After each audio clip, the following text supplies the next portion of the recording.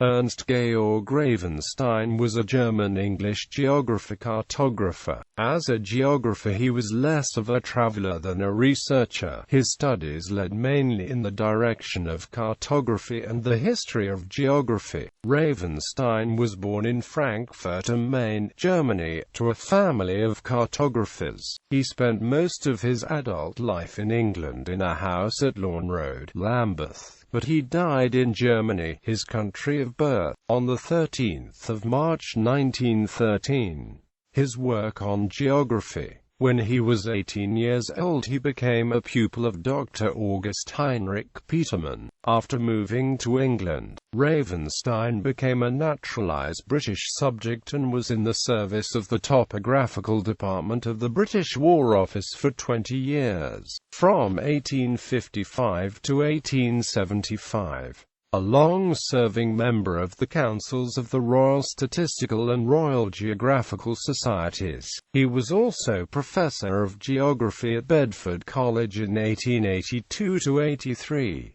He was the first to receive the Victoria Gold Medal of the Royal Geographical Society for his efforts during 40 years to introduce scientific methods into the cartography of the United Kingdom. His geographical statistics and projections were respected and used as a basis for official planning at the time.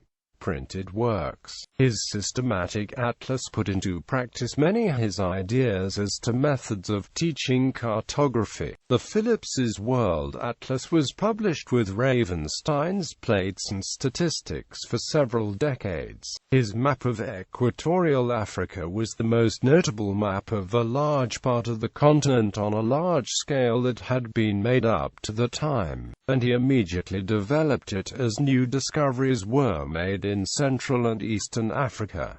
Ravenstein also published the Vasco da Gama's First Voyage, the Russians on the Amur, handy volume atlas, Martin Beheim, His Life and His Globe, a life's work, the new census physical, pictorial, and descriptive atlas of the world, Phillips handy volume atlas of the world containing 77 new and specially engraved plates with statistical notes and AMP complete index, history of cartography article for the 1911 Encyclopaedia Britannica's map entry.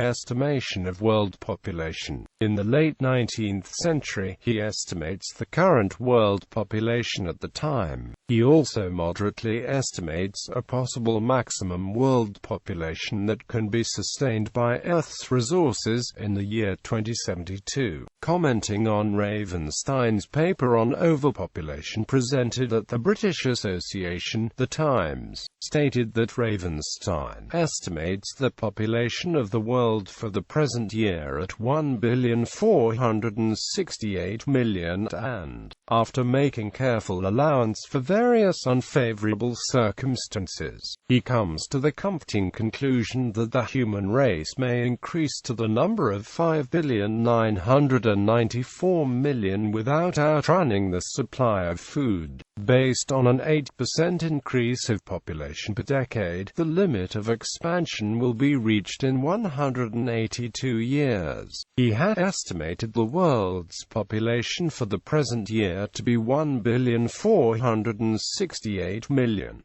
He found that the population of the world every 10 years increased 8%. The total population of the cultivatable area would be 5,850,700,000, and the total number which the Earth could feed was 5,994,000,000 people. The Hyde database's 1880 world population estimate was 1,397,685,022. For 1998 it was 5,930,407,103. Ravenstein though treated his estimation with indifference and a calm manner. We fear that we have been seduced into something like levity by the fact that Mr. Ravenstein himself does not appear to have been materially shocked and saddened by his own conclusions. Indeed, his closing words indicate a strange spirit of indifference, not to say callousness. So far as we ourselves were concerned, he did not think we need make such a tremendous fuss about it, knowing we would not live to see the day when there was no more room on this earth.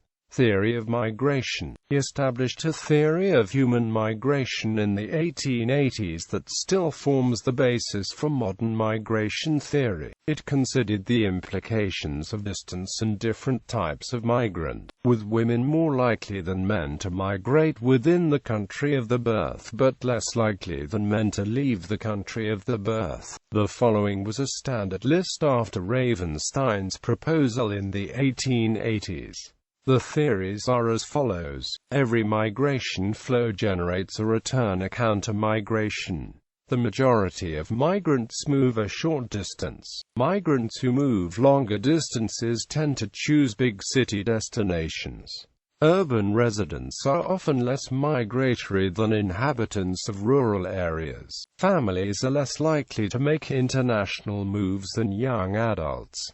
Most migrants are adults. Large towns grow by migration rather than natural population growth.